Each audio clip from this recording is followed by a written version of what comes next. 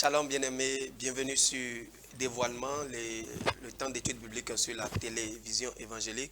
Nous sommes très ravis de vous retrouver encore pour partager avec vous ce temps d'études bibliques. Nous allons parcourir la Bible, essayer de découvrir la pensée de Dieu par rapport à un sujet particulier. Et le sujet du jour, c'est Jésus et Dieu. Jésus est Dieu, et il est écrit dans 1 Timothée 2, verset 5, 1 Timothée 2, verset 5, et je voudrais que vous lisez avec moi 1 Timothée 2, verset 5. La Bible dit, car il y a un seul Dieu et aussi un seul médiateur entre Dieu et les hommes, Jésus-Christ, homme. Car il y a un seul Dieu et un seul médiateur entre Dieu et les hommes, Jésus-Christ, homme. Bien aimé, quand la Bible parle de, il y a un seul Dieu, et il parle d'un seul médiateur, et il parle de Jésus, alors qu'est-ce que cela veut dire de façon concrète? Qui est Jésus? Qui est Dieu? Est-ce que Jésus est égal à Dieu? Et est-ce qu'en Dieu, il y a trois personnes, il y a deux personnes ou il y a une seule personne? Et c'est de toutes ces questions qu'il s'agira sur cette émission ce soir. Et pour décortiquer ce sujet, j'ai sur ce plateau le frère Tony Elvis Adanzuno. Bonsoir frère. Bonsoir pasteur.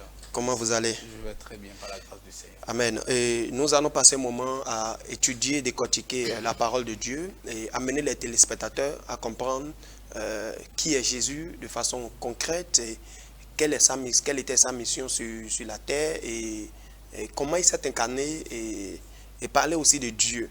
Alors, nous allons démarrer déjà quand on parle de Jésus. Qui est Jésus? Merci pasteur Brice pour la question. C'est un réel plaisir pour moi d'être dans vos murs par ici pour parler du Seigneur. Et parler du Seigneur, c'est la plus belle chose. C'est la chose qui nous donne beaucoup de joie. Pour répondre à votre question, c'est de savoir qui est Jésus. Qui est Jésus? Très bien. Jésus, c'est le Fils de Dieu incarné. Jésus, c'est le Fils de Dieu incarné et c'est le Messie d'Israël, sauveur du monde. Et s'il n'est pas d'abord Messie d'Israël, il ne peut pas être sauveur du monde. Okay. Et quand nous disons que Jésus, c'est le Messie d'Israël, c'est pour parler de son incarnation, d'accord? Incarnation dans ce peuple, ou dans cette race, si je peux ainsi m'exprimer, selon le dessein éternel du Père. Et donc, pour comprendre cette incarnation, nous allons essayer de parler un peu du Messie, c'est-à-dire ce qu'il est avant la création du monde. Il est préexistant avec le Père. Jean va dire, au commencement était la parole était avec Dieu.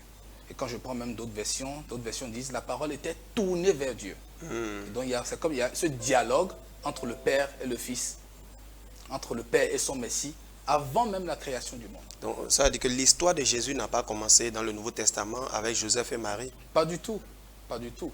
Là, il y a question de son incarnation, quand il s'est incarné, quand il s'est abaissé, quand il est venu dans notre temporalité, quand il est venu dans les eaux d'en bas, comme le disent. Ouais.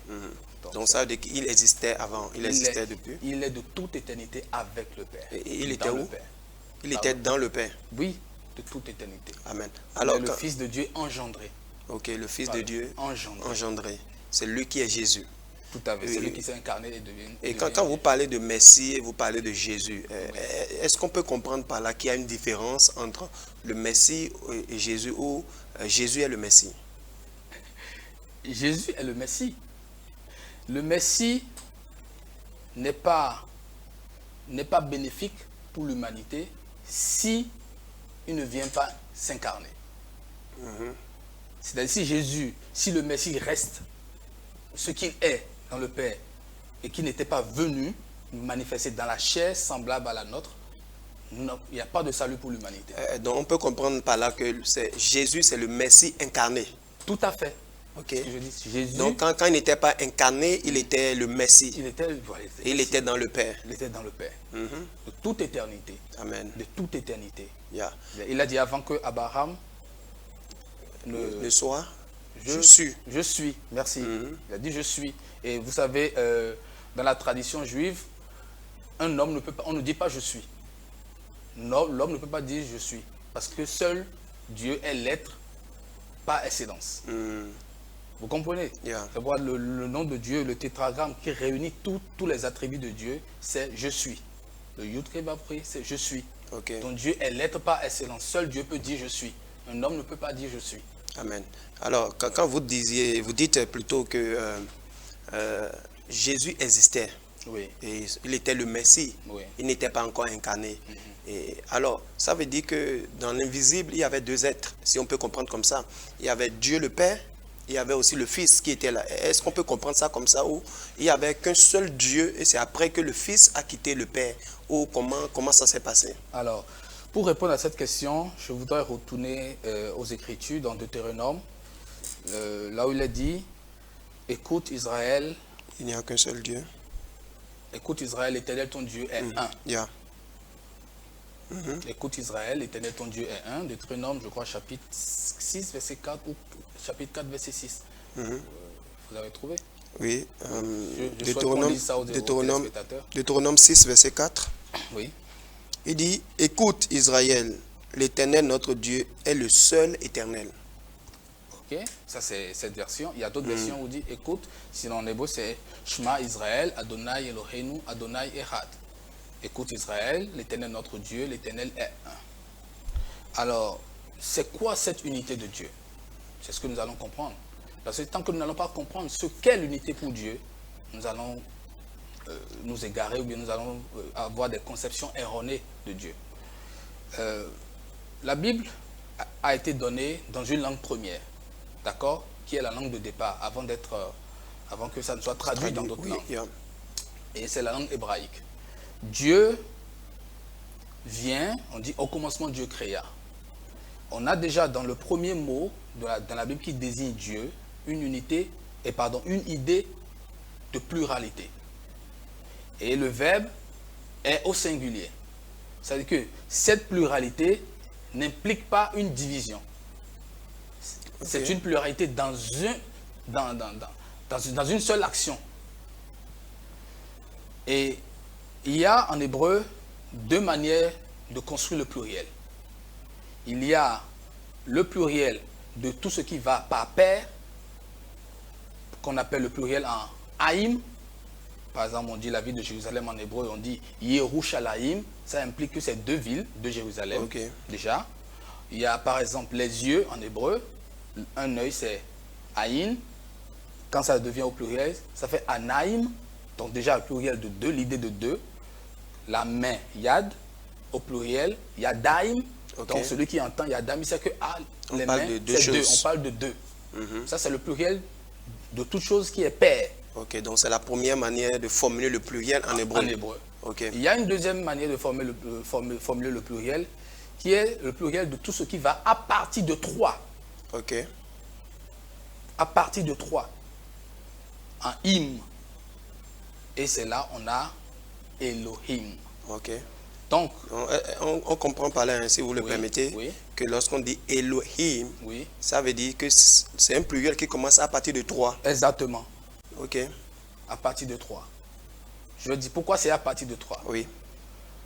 Au sein de la divinité, de l'unité de Dieu, l'unité de Dieu n'est pas une unité singleton. Ok. C'est une unité composée. Et dans cette unité de Elohim, nous avons le Père, nous avons le Fils. Et c'est les deux aspects du visage divin, si je peux m'exprimer. Le choix des mots n'est pas forcément facile parce que nous voulons parler de quelque chose qui nous dépasse avec des mots terrestres. Et donc, on va prendre, il y a la révélation du Père et du Fils, jusqu'à ce que le Fils soit incarné, accomplisse son œuvre et nous parle maintenant de l'Esprit que le Père va envoyer. Et l'Esprit que nous avons reçu du Père, nous l'avons reçu par le Fils. On ne reçoit rien, nous les humains, l'humanité ne reçoit rien du Père si ce n'est pas du Fils. Ok. Si vous permettez, nous allons ramener les choses terre à terre pour que les téléspectateurs qui nous suivent puissent comprendre. Oui, bien sûr. Dans Genèse 1, verset 1, quand la Bible dit au commencement Dieu, Elohim. Donc là, c'est Elohim. Tout à fait. Donc au commencement, Elohim créa. Donc, le Elohim, là, Oui. comme vous l'avez dit, il y a deux manières d'exprimer le pluriel en hébreu. Oui. Donc, on n'a pas dit Naïm, ni Haïm. On n'a pas dit Elohim. Elohim. Si on avait dit Elohim, on allait comprendre que c'est deux C'est personnes. unique. Voilà. Ok, c'est uniquement deux. Dieu, ça veut dire deux. Mais on a dit Elohim, ça veut dire que c'est déjà à partir de trois. Oui. Ok, donc vous avez expliqué que lorsque nous parlons de cette unité, Ouais. déjà même quand on dit Elohim, normalement le verbe devait être au pluriel. Tout à fait. Mais le verbe est au singulier. Si je Donc, devais faire, moi je devais faire une traduction mot pour mot, on a dit, c'est comme si on a dit au commencement, Dieu avec X très bien. créait. Ok, donc ça devrait être la traduction littérale. Littéral. Mais c'est Dieu avec X, ici maintenant ça veut dire Dieu avec X créa. Merci. Donc, ok, donc ça devait être la bonne, même en hébreu, ça commence avec une faute grammaticale. Ok, Vous comprenez? Et c'est pourquoi le Messie, Jésus disait aux pharisiens, aux scribes de son époque, ne touchez à rien des Écritures. Parce que lui, il sait, en tant que Messie, il sait la valeur il connaît la valeur des Écritures, il connaît la disposition de chaque lettre dans les Écritures à son importance. On ne corrige pas. C'est pourquoi les scribes, ils devaient retranscrire lettre par lettre. Vous comprenez? ok. Donc c'est Elohim oui, créa. tout à fait. Donc, Elohim, c'est un Dieu, vous l'aviez expliqué tout à l'heure, ça fait C'est une unité composée. Merci. Unité composée. Donc, Oui. en réalité, c'est un. Oui. Mais à l'intérieur de cette unité, on a trois entités. C'est comme le couple, l'image du couple. Ok. Les deux deviendront un bassa echad. Ok. C'est le même mot echad qui a été utilisé. Ok. Écoute Israël, ton Dieu est un. Shema Israël, Adonai Elohim, Adonai echad. Le même mot va être utilisé pour le couple. Les deux vont devenir une seule chair. Chair. Ça voudra dire quoi? Une unité, mais dans cette unité, nous avons deux réalités. Wow. Nous avons le mâle et la femelle, le mari, l'époux et l'épouse. Vous voyez un peu? Vous voyez, c'est une unité selon Dieu, mais dans cette unité, il y a une diversité. Vous comprenez? Il y a le mâle, il y a la femelle. Donc, Elohim, c'est trois entités. Comme vous l'avez dit, le Père, le Fils et l'Esprit. Tout à fait. Donc, c'est les trois qui forment un. Exactement. Est-ce que ça exprime l'idée de la Trinité? Alors, avant que les... je sais que c'est un sujet qui fait beaucoup jaser. Yeah. Et je dis, aborder, parler du divin, c'est quelque chose qui nous dépasse. La référence que l'Éternel nous donne, c'est les Écritures. D'accord? Et chacun va, selon sa culture, selon sa tradition, selon ce qu'il connaît déjà, il a dit, il a mis dans l'esprit de l'homme les pensées de l'éternité. Et donc chaque humain a une pensée de l'éternité. Et donc quand les Écritures viennent, quand la révélation vient, nous allons, chacun de nous, en fonction de ses sensibilités, de ce qu'il connaît, va essayer d'utiliser des mots qui lui sont propres pour qualifier Dieu. Donc, la Trinité, si c'est pour désigner trois en une seule unité, je suis d'accord. C'est vrai, le mot n'existe pas comme ça dans la Bible, d'accord? Mais est-ce que l'idée n'y est pas? L'idée y est. Je vous ai parlé tout à l'heure de Elohim. Je n'invente rien. Vous comprenez? Ce que je dis là, ce n'est pas de la théologie. C'est les Écritures. Mais quand vous parlez d'unité composée, est-ce que cette unité est composée de trois différents dieux? Est-ce que c'est de ça qu'on parle? Parce que la Trinité, c'est comme trois dieux qui forment un. Mais est-ce que dans cette unité composée de Elohim, est-ce que c'est trois dieux qui forment un, ou bien c'est un seul Dieu, mais qui a trois fonctions différentes? Alors, c'est un seul Dieu, d'accord, qui a trois faces. Ok. Donc ce n'est pas trois dieux. Ce n'est pas trois dieux. Amen. Vous comprenez? C'est un seul Dieu qui a trois faces. Très bien. Parce que, vous avez dit, il y a l'expression, le mot visage ou face en hébreu, c'est un mot qui est au pluriel. Chose bizarre. En hébreu, on ne dit jamais le visage, on dit les visages. Ok. Vous comprenez? Et c'est en référence aux Écritures. Et quand Dieu dit, tu n'auras pas d'autre Dieu sur mes faces. Vous comprenez? Sur mes faces. Ok. Donc ça veut dire que c'est plusieurs faces. Exactement. Amen. Tu n'auras pas, littéralement, c'est tu n'auras pas d'autre Dieu sur mes visages ou sur mes faces. Yeah. Ok. Et là, le thème, il ne faudrait pas qu'on s'écarte du thème. C'est Jésus est Dieu. Yeah.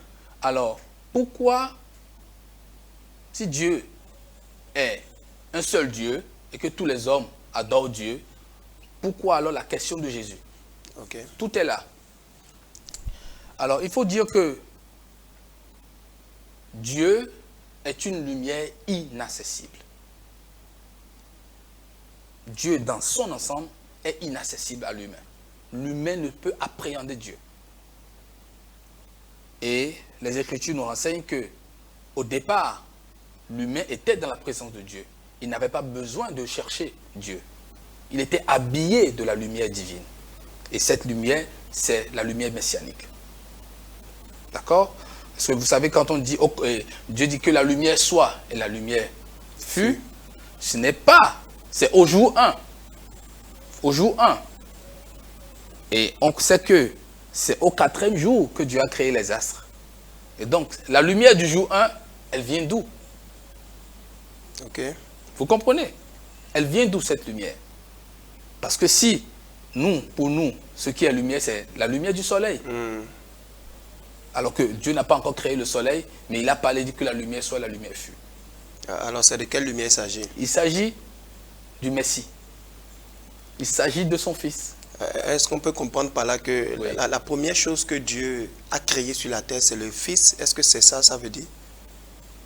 A créé sur la terre. Non. Oui, parce que c'est pas là que ça a commencé, Non. que la lumière soit. Vous savez, Dieu n'a rien créé, le Père n'a rien créé en dehors de son Fils. En dehors de la lumière messianique. Rien de ce que nous voyons, visible comme invisible, tous les anges, rien, je dis bien rien, n'a été créé, n'a existé hors de la lumière messianique. C'est-à-dire hors du Fils. Paul a d'ailleurs dit, toute chose existe par lui et pour lui. Yes. D'abord, nous le voyons dans le verbe créer en hébreu. Vous savez, chez les Juifs, un homme ne peut pas dire qu'il crée. Seul Dieu crée. Pourquoi? À cause d'une particularité du verbe. Bara veut dire créer. Et quand je casse le verbe bara en deux, on voit ba en hébreu qui veut dire le fils et aleph qui veut dire fils de Dieu. Autrement dit, quand Dieu dit je crée, il dit attention, c'est mon fils qui crée. Ok. C'est pas moi. C'est-à-dire, le fils est la sagesse et l'intelligence du Père.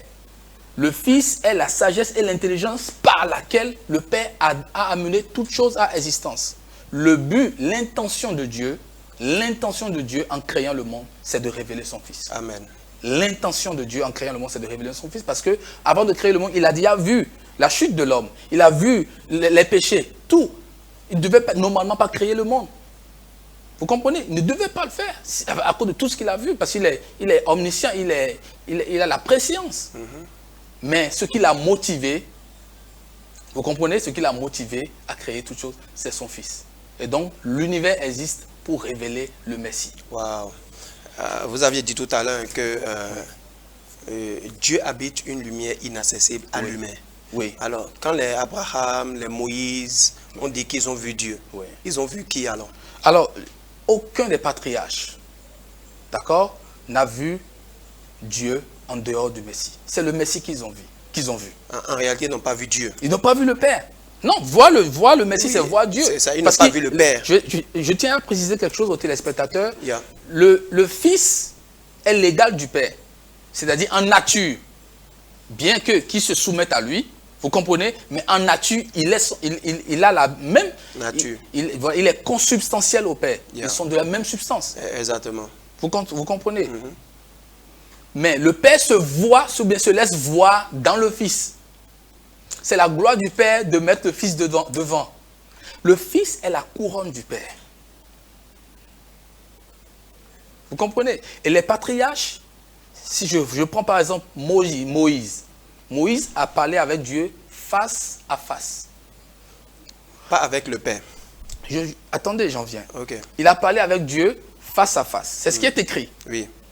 Plus tard, vous allez lire, Dieu lui dit, personne ne peut me voir et vivre. Yeah. On a l'impression qu'il y a une contradiction. Exactement. C'est ça, c'est une technique hébraïque qu'on appelle le pécheur. C'est-à-dire de prendre une chose pour nous, quand elle est blanche, elle est blanche. Mais chez les Juifs, une chose peut être blanche et aussi noire. Ok. Vous comprenez? Donc c'est une technique hébraïque. Dieu, comment tu dis que Moïse a parlé avec toi face à face? Après, tu nous dis que tu ne peux pas le regarder, il ne peut pas te voir parce que personne ne peut te voir et vivre. Qu'est-ce qu'il faut comprendre dans cette affaire? Je vais utiliser une technique hébraïque pour rentrer dans le secret des Écritures qu'on appelle la gematria. Ce n'est pas de la numérologie. Vous avez l'alphabet hébraïque est alphanumérique, c'est-à-dire la lettre à la fois a une valeur numérique. Ok. Je vais prendre l'expression face à face. Panim el panim. Et je vais le calculer, je vais calculer l'expression là, le poids de ce mot, et essayer de voir dans toute l'écriture, d'accord, de Genèse jusqu'à Apocalypse, quel mot ou quel nom a cette valeur. Quand je calcule visa et face à face, panim el panim, je trouve la même valeur que le nom Yeshua. Ok. Autrement dit, Moïse a vu le Messie. Et Jésus a dit, il dit, Moïse a parlé de moi. Yeah. Mais pourtant, nulle part Moïse a écrit Jésus. Vous comprenez? J'étais avec Moïse. C'est moi que Moïse a vu. Vous comprenez? Parce qu'il ne peut pas, on ne peut pas accéder au Père en dehors du Fils. Wow. Et vivre. Et même quand Moïse va lui dire, je veux te voir, laisse-moi voir ta gloire, le Père va lui dire, je te place dans un rocher. Qui est le rocher? C'est Jésus. Christ, oui, le Messie. Tout ça, c'est des prophéties. C'est de la sagesse du Père pour nous révéler qu'il n'y a pas de Dieu en dehors de Fils. Il n'y a point de Dieu en dehors. Il dit, Jean l'a dit, le Père, le Fils a la vie du Père se trouve dans le Fils. Je voudrais qu'on lise un psaume rapidement, psaume 37. Psaume 37. Psaume 37. Oui, le verset. Le verset 9. Psaume 37, verset 9. Il dit, car les méchants seront retranchés et ceux qui espèrent en l'Éternel posséderont le pays. Autant pour moi. 36 plutôt. 36, verset 9. Oui, 36 plutôt. 36, 9. Autant pour moi. Car auprès de toi est la source de la vie. On va attendre là, une pause. Car auprès de toi qui? Toi le Père. David, c'est David qui parle là. Vous avez David, c'est un personnage dans une dimension messianique. Exactement. Parfois quand il parle, vous avez l'impression que c'est Jésus qui parle. Exactement. Il avait même les paroles de la croix. Eli, Eli, lama sabachthani. Pourtant, vous comprenez? Mais qui est ce personnage David? Il a même dit, ils ont percé mes talons. Ah oui, mais...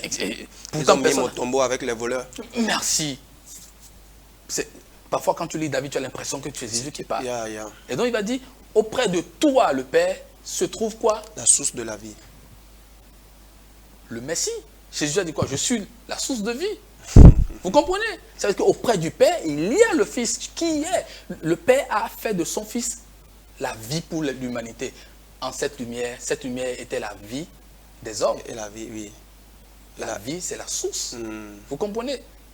La vie de Dieu, que les frères qui sont dans les religions m'écoutent, ça va leur faire du bien. Le Dieu que vous cherchez, vous ne pouvez pas accéder à lui en dehors de son Fils, en dehors de son Messie. Wow. Impossible. Wow.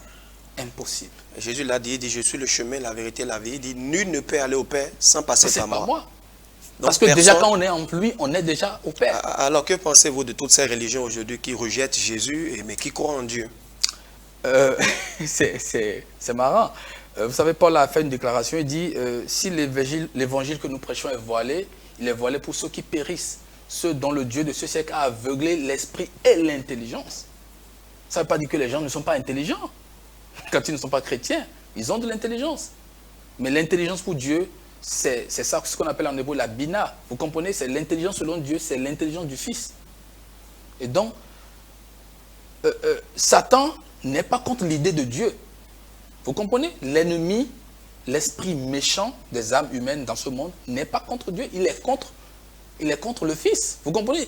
Si tu parles de Dieu, il est d'accord avec toi. Vous comprenez? Parle de Dieu, Dieu est unique. Oui, c'est vrai. Dieu est un. Mais il ne veut surtout pas que tu comprennes l'intelligence de Dieu, qui est son Fils. Wow. C'est ce qu'il veut. C'est ça qui fait aujourd'hui que beaucoup peuvent parler facilement de Dieu. Mais parler du Fils, c'est compliqué. C'est un scandale. Vous comprenez?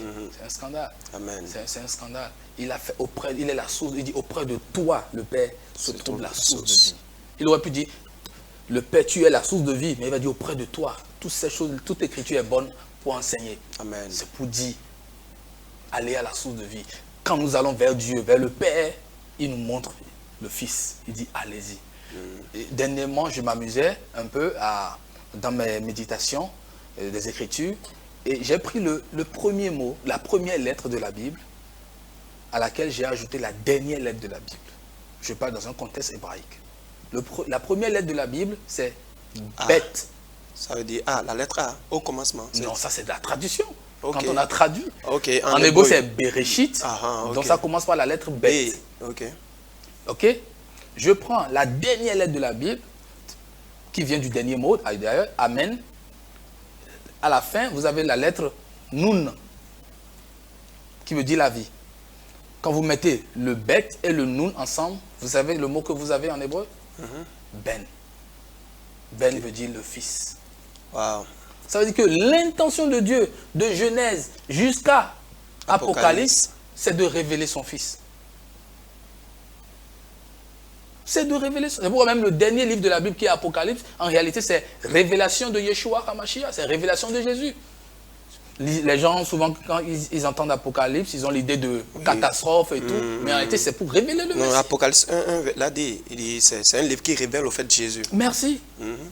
C'est tout, vous comprenez, c'est tout un ensemble. La Bible n'est pas un livre divisé, c'est pas, pourquoi je ne suis pas trop pour l'idée de Ancien Testament, Nouveau Testament, ce n'est pas de la volonté de l'Esprit de Dieu de parler ainsi, jamais. Ça c'est les pères antisémites de l'Église, je veux parler de Origène et Marcion, c'est ceux-là qui ont séparé, qui ont fait cette séparation, qui ont voulu couper l'Église de sa racine juive, en parlant de le Dieu méchant, le Dieu qui punit et le Dieu qui est bon. Vous comprenez, séparer Ancien Testament, Nouveau Testament. Alors une parenthèse rapidement. Oui. Quand vous parlez de séparer l'Église de sa racine juive, est-ce que vous pensez que l'Église doit être bâtie aujourd'hui sur les pratiques juives? Est-ce que ce n'est pas le judaïsme, ce n'est pas l'Ancien Testament, ce n'est pas l'ancienne alliance, c'est ça? Est-ce que Jésus n'est pas venu mettre fin au judaïsme et nous a fait introduire dans une nouvelle ère? Vous avez dit beaucoup de choses à la fois. Quand je dis que l'Église est coupée de sa racine juive, je parle par exemple des méthodes d'exégèse juive, c'est-à-dire les techniques pour comprendre les Écritures. Vous ne parlez pas des pratiques cérémonielles. Non. Christ a, le mur qui sépare juifs et les nations juives et non juives, Christ l'a fait tomber. Amen. Pour faire de ces deux peuples un seul peuple en lui, selon Éphésiens. Et d'ailleurs, pour Paul, c'est la plus grande révélation, c'est la révélation des révélations. C'est que Dieu a pris, le Père a pris, et juifs d'abord, premièrement, et ceux des nations, non-juifs, païens, pour en faire un seul peuple en lui, dans son corps. Amen. Vous comprenez? C'est cela la vérité. Amen. Alors, on revient encore sur notre thème. On est en train de parler de Jésus et Dieu. Oui. Alors, vous étiez en train de parler de tout à l'heure, les ancêtres, les patriarches qui ont rencontré Dieu. En réalité, c'est le Fils. C'est avec le Fils. Oui. Donc, ça veut dire que le Fils travaille depuis l'Ancien Testament. Tout à fait. Donc, la personne qui a travaillé plus dans l'Ancien Testament, ce n'était pas Dieu le Père. Comment je veux dire? Je n'aime pas, je ne supporte pas trop l'idée de séparer les deux. Vous comprenez? Mais bon, on peut dire que c'est Dieu qui travaille, mais au travers du Fils. Merci. Ok. Merci. C'est Dieu qui travaille. Donc, celui qui a donné les 10 commandements à Moïse, c'était le Fils. Les 10 paroles, vous le dites, c'est les 10 paroles. Oui, le décalogue. Oui, exactement. Oui, c'est les 10 paroles. C'est le Fils. Je peux dire, c'est le Fils, oui. Parce que, regarde, qu'est-ce qu'il a dit à... comment on dit? Qu'est-ce qu'il a dit à... Il a dit, personne n'a nul qui va au Père sans passer par moi. Et Jésus même l'a dit, personne n'a jamais vu le Père, si ce n'est celui qui est venu de son sein. Dans le sein, voilà. C'est lui qui est descendu. Oui. Le juif, quand il a sa Torah, qu'il médite, en réalité, c'est Jésus qu'il médite. Même la Torah. Oui, Jésus est la Torah. Il est la Torah personnifiée. Est-ce que les Juifs comprennent ça comme ça? Non. Mais Dieu va dire quoi? Qu'est-ce que Paul a dit? Dieu les a endurci leur cœur pour que la plénitude des païens puisse s'attacher à la promesse. Vous comprenez? Vous comprenez? Oui. Voilà. Et donc, c'est Jésus qu'il médite. C'est pourquoi il va dire à Philippe, j'étais avec Nathanaël, qui était sous le figuier, il a dit, je t'ai vu. Il a dit, montre-nous le Père. Il a dit, depuis longtemps j'étais avec vous, tu ne m'as pas connu. Les Écritures, c'est Jésus. C'est le Fils de Dieu. En lettres, vous comprenez, si je peux ainsi m'exprimer. Et la personne de Jésus, c'est cette parole-là, cette lumière, c'est comment personnifiée. C'est pourquoi Jean va dire, ce qui était au commencement, que nos mains ont touché. Qu'est-ce qui était au commencement? La parole. Cette lumière du jour 1 a été manifestée en chair et Jean pouvait le toucher. Vous savez que Jean était le disciple le plus aimé du Seigneur. Il pouvait comprendre beaucoup. Il a vraiment compris beaucoup de choses. Alors parlons de l'incarnation de Jésus. Oui. Marie, l'Esprit de Dieu est venu sur elle, Oui. elle a porté Jésus. Oui. Aujourd'hui, beaucoup se disent, mais comment quelqu'un peut porter Dieu dans son ventre? Qu'est-ce que vous pensez de ça? Alors, le Fils est l'égal du Père en divinité. Mais quand il va venir au monde, quand il va se manifester dans notre bas monde, c'est un abaissement. Il va perdre certains de ses attributs divins. Comment je le sais? Jésus, par exemple, quand il était dans son ministère en Israël, il n'était pas omniprésent. Exactement. Pourtant, en tant que divinité, d'accord, il devait l'être, puisque Dieu est omniprésent. Deuxième chose, il ne savait pas tout. Il ne savait pas tout. Quand tu lui as demandé à quel moment, il a dit, seul le Père le sait. Vous comprenez? C'est un abaissement. C'est un peu comme Philippiens 2 l'a dit, il s'est dépouillé Merci, lui-même. merci. Donc il a enlevé sa nature divine. Merci. Non, il n'a pas enlevé sa nature divine. Pas du tout. Pas du tout. Et quand la Bible dit s'est dépouillé, ça veut dire quoi? Il a perdu ses attributs. Il a perdu certains de ses attributs de Dieu. Pas tout. Certains. C'est ce que ça veut dire. Il a perdu certains de ses attributs divins. Oui. Il a perdu certains de ses attributs divins. C'est ça, il s'est dépouillé. Ok. C'est ça, il s'est dépouillé. Oui. Aujourd'hui, il remplit toutes choses. Ce qu'il avait dit aux disciples, seul le Père le sait. Il le sait, mais il le sait aujourd'hui. Vous comprenez? Parce qu'il est dans le makom, comme le dit en hébreu, dans les lieux élevés. Maintenant, alors pourquoi il fallait que Jésus meure à la croix? Parce que si c'est pour sauver l'humanité, est-ce que Dieu n'avait pas un autre plan pour sauver l'humanité? Pourquoi il fallait forcément qu'il aille à la croix? Pourquoi il fallait que Jésus soit vraiment sacrifié avant que le salut n'atteigne les humains? C'est une belle question. Pourquoi pourquoi il ne dit pas ok, vous avez fait une erreur, je vous pardonne, ok, on reprend à zéro. Exactement. Vous savez, on dit sans effusion de sang, il n'y a pas pardon de péché. Et Dieu est un Dieu juste. Vous suivez mon raisonnement. Dieu est un Dieu, le Père, il est juste. Et sa justice l'oblige à punir la faute commise. Dieu ne peut pas pardonner, donner son pardon, si la sanction n'intervient pas. Autrement dit, il n'est pas juste. Vous comprenez? Et le Messie, Jésus, ou bien je vais dire le Messie en ces cas-là, Jésus, il est le prototype de toute l'humanité. Là, Jésus, ça veut dire, si je comprends bien, il est à la fois Dieu, il est à la fois humain. Mais tout à fait. S'il ne demeure que Dieu, d'accord, dans ce qu'il est dans le sein du Père, il ne peut pas sauver. Parce que, écoutez, si après l'œuvre de la croix, s'il n'était pas fait homme, si la dimension adamique qui est en lui n'était pas importante, il aurait laissé son corps et parti. Mais il est ressuscité avec son corps. Je ne sais pas si vous comprenez. Oui. Il est ressuscité avec son corps. C'est vrai, c'était un corps glorifié, mais c'est le corps qui a fait dans la structure, vous comprenez? Ça veut dire que l'homme, on ne peut pas séparer le corps de l'âme et de l'esprit. Vous comprenez? Les deux ne font qu'un. C'est pourquoi je suis contre cette idée de réincarnation où on dit il faut revenir. Si tu reviens, tu vas pas prendre un autre corps parce que ton corps est unique. Tu vas occuper le corps de qui quand tu vas revenir? Je ne sais pas si vous comprenez. Ça vient de l'un de ces bêtises-là. Donc, comment dire, le corps de Jésus était tout aussi important. Vous comprenez? Donc il est 100% homme, 100% Dieu. Ce n'est pas 50% Dieu, 50% homme. Non, il est 100% homme, 100% Dieu. Comme nous-mêmes en lui, nous qui sommes nés de lui, de sa nature, nous sommes devenus, ok, par l'esprit, comment dire, de la famille de Dieu, ok, ce qui ne se voit pas pour l'instant, mais quand au son de la trompette, nous serons en un clin d'œil changés, cette réalité, nous pouvons la vivre. Pour l'instant, nous pouvons nous projeter dans cela par la foi, d'accord, et vivre, ok, mais nous ne sommes pas, la matière n'est pas séparée de ce qui est esprit. Vous comprenez ce que je dis? Oui, nous sommes exactement, c'est comme un alliage de matière et d'esprit. C'est comme un alliage de matière et d'esprit. Nous serons semblables à lui. Quand il va revenir. Alors, on parlait de l'œuvre de la croix. Oui. Donc, vous aviez dit que Jésus représentait toute l'humanité. Oui, toute l'humanité. En lui, vous comprenez? C'est pourquoi il a fait, le retour, ce qu'on appelle en hébreu teshuva, retour, c'est-à-dire qu'il va retourner au lieu où la faute a été commise. La faute a été commise où? Dans le jardin? À l'arbre. Oui. Il est mort où? Le sacrifice a eu lieu où?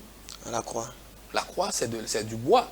C'est pourquoi en hébreu, c'est le même mot. Le mot qui désigne la croix, le mot qui désigne l'arbre dans le jardin, c'est le même mot. Etz. Vous comprenez? Il va falloir qu'il retourne pour nous et réparer la faute. C'est pourquoi c'est lui, on l'appelle réparateur des brèches. Oui, parce que la faute d'Adam a créé une brèche. Merci. Si l'humanité était comme un vase, c'est devenu, après la chute, c'est devenu comme un vase fissuré. Et le Messie l'a réparé à la croix. Vous comprenez? Et il nous a réparé ainsi. C'est pourquoi, au dernier moment, nous serons sauvés, esprit, âme et corps. Maintenant, est-ce que je peux résumer ce que vous venez de dire, oui. Ceci en disant, quand Dieu avait dit à Adam et Ève, le jour où vous en mangerez, vous mourrez. Oui. Il y avait déjà la sentence de la mort qui était là. Oui. Est-ce que c'est cette mort-là que Jésus est venu prendre pour nous? Est-ce que c'est cette mort que Jésus est venu ôter? Parce que Dieu lui a dit, le jour où vous en mangerez, vous mourrez. J'aurais aimé que cela soit l'objet de notre débat, mais comment je peux rapidement briefer? Dieu a dit exactement ceci, le jour où vous en mangerez... Déjà, rapidement, est-ce que c'est le Père qui parle là, ou bien c'est toujours Christ qui parlait? C'est le Père qui parle. C'est le Père qui parlait à Adam et Ève. Oui, mais donc, pas le Fils, je vous l'ai dit toujours. Mais pas le Fils? Oui, toujours. Ok. Toujours. Ok. Toujours. Donc le Fils était aussi dans le jardin? Est-ce qu'il était dans le jardin? Je ne sais pas. Vous ne connaissez pas ce qui est écrit. Mais c'est que quand Dieu parle, il parle par le Fils. Quand le Père parle, il s'exprime toujours par le Fils. Amen. Autrement, vous comprenez? Oui, autrement, oui. Il serait insupportable. Vous comprenez? Yeah. Donc ça veut dire que Dieu en réalité nous met en Jésus-Christ pour nous protéger contre l'effet de sa présence. Tout à fait. Parce que quand personne ne peut voir sa présence et supporter. Tout à fait. Donc il nous emballe avec la présence de Jésus. Exactement. De telle manière qu'on puisse supporter sa voix, supporter sa présence. Merci. Wow. Il nous met d'abord, dans le Fils pour nous protéger de lui-même. Vous comprenez? C'est comme s'il veut nous protéger de lui-même. Yeah. C'est cela. C'est pourquoi, vous savez, le Messie, il est ce qu'on appelle en hébreu le chesed, c'est-à-dire la compassion, la miséricorde de Dieu. Rejeter Jésus et rechercher Dieu, c'est vouloir faire face à la colère de Dieu. Vous comprenez? À sa force. Vous comprenez? Mais c'est le jugement, vous comprenez? C'est le jugement. Ça va nous écraser. C'est pourquoi la gloire de Dieu en dehors du Fils écrase. Wow. Ah oui, c'est pourquoi le mot gloire en hébreu, c'est lourd. C'est-à-dire, le mot qui désigne gloire, c'est le même mot qui désigne lourd. Autrement dit, la gloire pèse. Vous comprenez? La gloire du Père pèse. Et sans Jésus, ça peut écraser. Merci. Vous allez voir, même dans le monde, les artistes, les athlètes qui ont connu la gloire, parfois il y en a, quand ils sont au sommet de leur gloire, ils deviennent alcooliques ou bien ils se suicident. On se dit, mais il avait tout.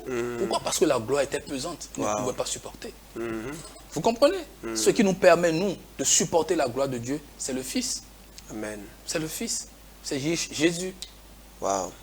C'est Jésus. Donc, alors, dans le jardin d'Éden, Dieu disait par le Fils à Adam et Ève, il dit, le jour où vous mangerez, vous mourrez. Et effectivement, ils ont mangé. Et ils sont tombés dans la sentence de la mort. Je parle de la mort spirituelle parce qu'ils n'étaient pas morts physiquement. Ils étaient morts spirituellement. Mais est-ce que c'est cette sentence-là que Jésus est venu payer à la croix pour nous libérer de cette mort? Ou quelle était de façon concrète l'œuvre de Jésus à la croix? Pourquoi devrait-il aller sur la croix? Alors, d'abord, Dieu dit par le Fils, le jour où vous en mangerez, mort, vous mourrez. Je respecte la structure hébraïque. Mort, vous mourrez. Il y a 2 fois le mot mort. C'est pour dire quoi?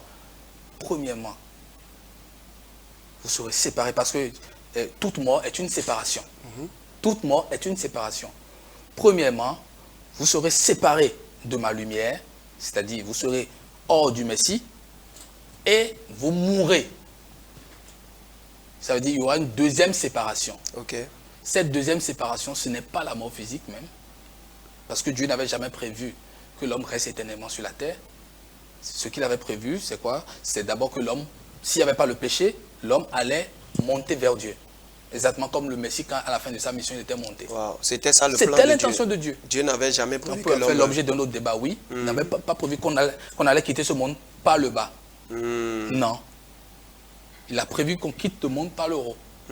Oui, parce qu'il a créé l'homme, pourquoi? Pour combattre le chérubin. Vous savez que la chute de Satan a précédé la création de l'homme. Exactement. Vous comprenez? Et donc, il nous a créé en réalité, c'est pour le combattre. Mais malheureusement, nous avons fait le mauvais choix. L'homme a fait le mauvais choix. Vous comprenez? Il va dire, mort, tu mourras. Et donc, la seconde mort, qui est la séparation éternelle d'avec Dieu. Ça ne veut pas dire qu'ils ne vont plus exister. Parce qu'Ésaïe dit que leur vers ne mourra point.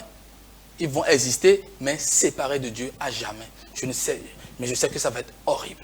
Si le Messie en parle avec ses vérités, franchement, c'est quelque chose qu'ils ne voudront pas. Et encore, ils vont devoir vivre avec des entités et des démons.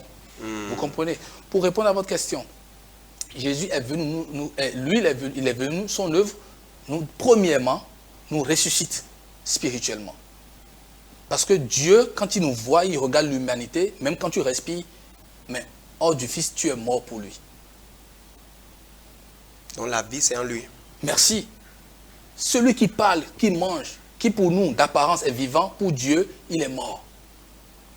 Et donc, quand celui-là, ce mort, vient à Christ et accepte l'œuvre du Messie, qu'est-ce qui se passe? Il ressuscite. Il y a une première résurrection. Nous sommes passés de la mort à la vie. Il n'a pas dit, vous nous passerons. Nous sommes des vivants, et vivants parmi les morts. Toute la gloire au Seigneur. Amen. Nous sommes des vivants, nous sommes des ressuscités.